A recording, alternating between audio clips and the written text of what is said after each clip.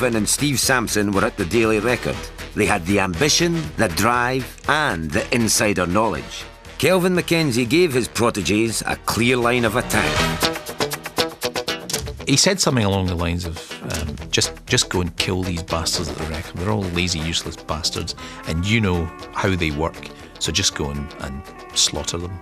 I said, yeah, that'll do fine, thank you very much. We were like the SAS. We went behind enemy lines, we assassinated people, we left the bodies out in the open, or we dragged them back home as prizes.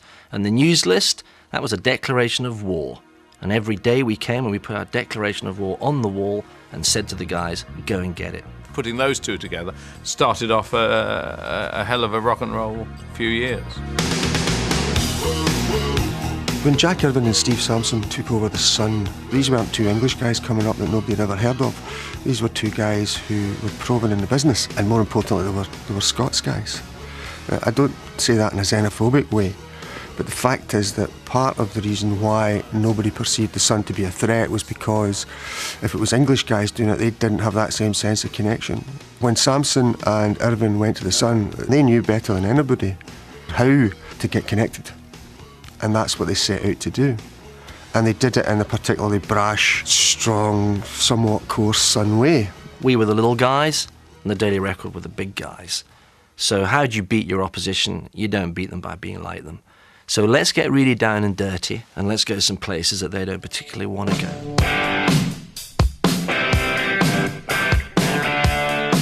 We were besieged by footballers ratting on their mates, and young, good-looking, blonde 22-year-olds coming to us and saying, I've been having an affair with X player. They were breaking down our door to give us the stories. And believe me, we weren't going to turn them away.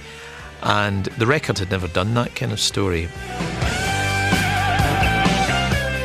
I mean, their mad headlines worked better. There was one famous occasion where a police officer had been caught playing away from home. And we were all laughing and joking and saying, you know, the headline on that's got to be Bobby Shafto. And, you know, we stepped back from that. We thought, we can't use that. But the Sun did. You know, so they did it better. They did brash better.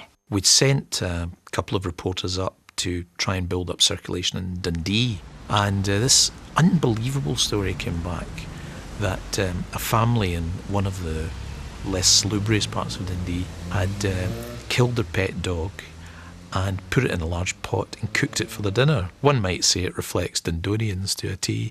And we then had a flood of stories after that. The next day somebody phoned and said, well, that's nothing. My neighbour cooked his cat. And of course, these are the sort of stories we always reckoned that people stood about in pubs and clubs in the workplace say, did you see that really strange story in the Sun? They were real talkers. Kiss and Tell and the Bazaar were just the beginning. The gloves were now off. The Sun got wind that their rivals at the Record had a big Sean Connery scoop. A phone call to the night editor soon put a stop to that. So, yeah, you probably know who this is. I understand you're running a front page story about me tonight, and you need to let me know what it is, because as you know, I'm very litigious, and the last thing you want is a lawsuit.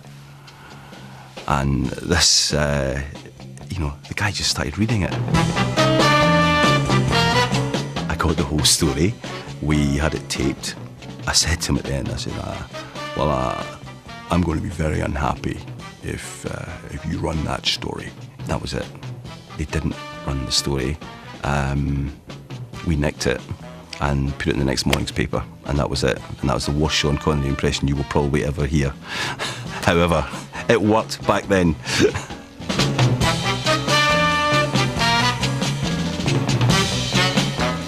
Becoming number one